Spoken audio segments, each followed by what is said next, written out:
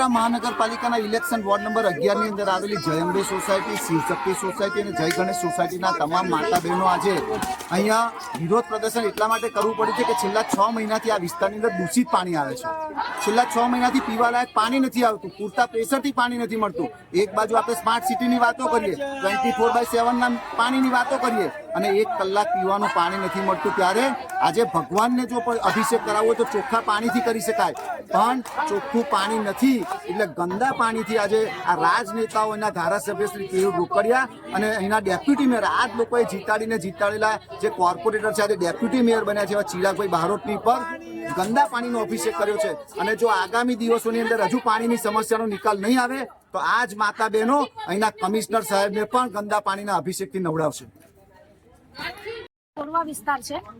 સમસ્યા અમારે ગંદા પાણીની તો છેલ્લા 6 મહિનાથી છે, ગટરની તો છેલ્લા 10 વર્ષથી છે એવું કહીએ તો પણ ચાલે.